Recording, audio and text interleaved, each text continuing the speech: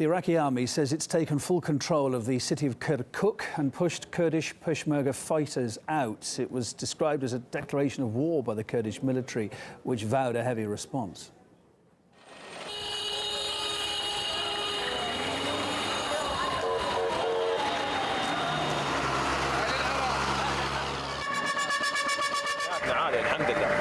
Thank God, our combat spirit is very high. We have been searching for the Peshmerga fighters since yesterday. Who are you searching for exactly? The fighters who haven't left the city yet. Nearly 8 Peshmerga fighters were killed at the beginning, and since then we haven't found anyone. So nothing happened besides this? Of course, no.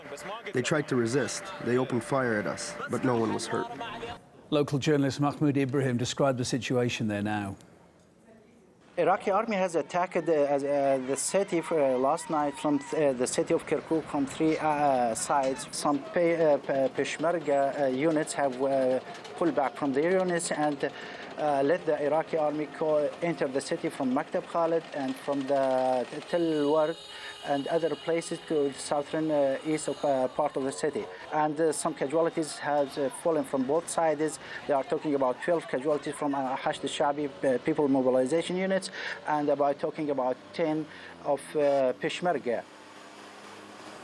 The Iraqi government says the move was to increase security, but the oil-rich city's been under the control of Kurdish forces since 2014. That's when the Iraqi army fled the area to escape Islamic State. Ilya Petrenko has more next on how the war on terror in Iraq has now turned into a battle for territory. Gunshots in one of the largest cities in the north of Iraq that had nothing to do with terrorists.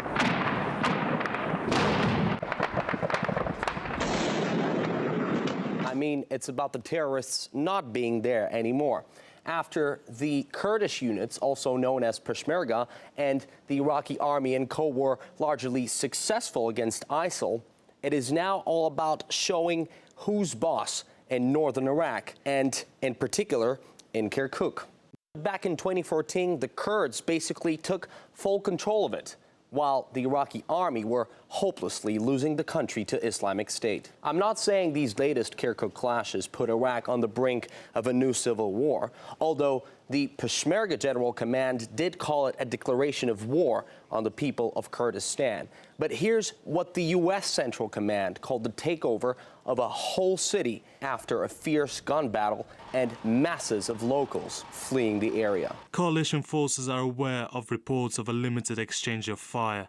We believe engagement this morning was a misunderstanding and not deliberate, as 2 elements attempted to link up under limited visibility conditions. Clearly, this is a difficult time for the United States. The Kurds have been important players in the struggle against ISIS, so has the Iraqi army. And although the U.S. does not recognize it, but popular mobilization forces have also played an important role. So now the U.S. finds itself in a difficult position. This is going to make it very difficult for the Trump administration to resolve this issue very quickly. Across the border in Syria, similar story. The Kurdish units have done a great job in taking over land from Daesh. And no matter what the government in Damascus has to say, they want to keep it, period. We will never hand it over. Our law is clear. The land that runs with the blood of martyrs belongs to the people, and we will not hand it over to any force. The battle against ISIS is, if not finished, it's largely finished, and they've been able to come up with a plan. The war of words got hotter and hotter, and they have moved special forces.